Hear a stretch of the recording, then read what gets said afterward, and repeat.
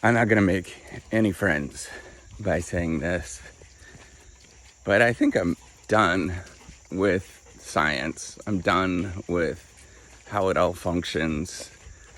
And I think about how I actually joined the whole scientific effort. What was it? I was thinking about that this morning. And I joined because I watched Good Will Hunting and I watched A Beautiful Mind, two of the biggest movies in the 1990s. And they don't reflect reality at all. I thought I was the Good Will Hunting guy that was going to revolutionize things. And then I remember actually Beautiful Mind, if you follow the story, is a very accurate depiction of what it's like to be an academic. And I think we get messed up when we sort of see that video where we think that it's a story about mental health, but it's actually a story about social isolation, about all of the things that go on in academia, where this guy has a brilliant idea and is not recognized for it until he's basically dead. And that is academia. That's the entire journey, is you work at something. I've been working at, and I've been reflecting, I have this paper I've been working at repeatedly since I started my PhD, a few years into it. And this is 14 years later. And the belief is, don't cheapen yourself because you're going to go and you have to make this better. And the belief is that it will get better as you keep doing it, and don't cheapen yourself by sort of selling out to the man. And I think about how just ridiculous this all is when we can change it, when there are tools that we can change, that we can use, that I look at this and I think, why don't we apply some of the stuff that we already know, which makes things a nicer, more communal community than the way that we actually have the way that it's structured right now in this sort of dog-eat-dog competition, that we think of the one person that has mental health issues as the one crazy one. I want you to actually start going into, I just want you to type in, how would PhDs feel? And man, is that a rabbit hole, because everybody goes throughout the sort of negative stuff. And yes, there are people that don't feel that way. They're doing extraordinarily well. But I want you to look at the numbers. The statistics are staggering in terms of the high rates of depression and anxiety and all these kind of things. And we're looking at it and we're thinking to ourselves, let's just ignore it. I mean, that's not me. That's not my problem.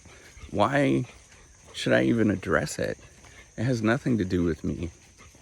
And I think about how this market is changing, how the structure is changing, where talented individuals are beginning to realize that they don't have to do it anymore. They go into industry, they do great things, amazing things, which is wonderful. But I think about the number of people that do that. And I think, why aren't we addressing this? Why aren't we fixing this? And I've been working at this whole reciprocity project for so many years, and I'm this one lone nut that's out there. And I know people watch these things because I get the sort of warm and fuzzies every once in a while, or somebody says hi that I don't know who they are. But other than that, I think, why aren't we doing something? Why aren't we collectively doing something?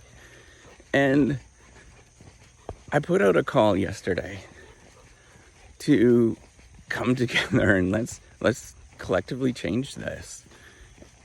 I've been sticking my neck out for years at this moment. Everybody's thought that I'm sort of this crazy kook. And I'm just tired of being that crazy kook. I need people to sort of start to stick their neck out too. I need people to say, hey, we gotta change this. What are we doing here? Isn't there a better way? I'm not saying like, hey, let's overthrow science, but I'm certainly saying, why don't we build tools that we can use to our advantage, that solve our problems, not solve all of our problems, but make our life easier. I think that's how things start. I mean, I think about all these sort of revolutionary innovations. I talk about that. I teach about innovation. And all of the innovations that exist. Good morning. All of the innovations that exist in this world started because somebody was fed up. Because somebody stuck their neck out. And why can't we do that here? Why are we ignoring these problems? Why don't we design in systems that help us? Instead, we use the same old thing. I use MS Word every day. I use all these old technologies. And there's actually a really great paper about this, how we still put insert table here into every paper, which is bygone of the days where nobody even uses that anymore. And yet we still do that because that's what the norms are. That is what everybody says. I still do all these stupid statistics that are frankly wrong. But I'll never get published if I don't do those things. What do you do? And I'm suggesting, let's use tools. Let's create something like Uber. Let's create something like Canva. Or let's create something like any number of these tools where we come together. And I've been working at this for a long time. I'm here if you want to participate. You want to change this? Let's start having a conversation. I'm just tired of this. I'm tired of the rejection. I'm tired of working on the same thing forever and nobody ever seeing it because it can't get published. I'm just tired of seeing people lonely and sad. And I think we could really change that.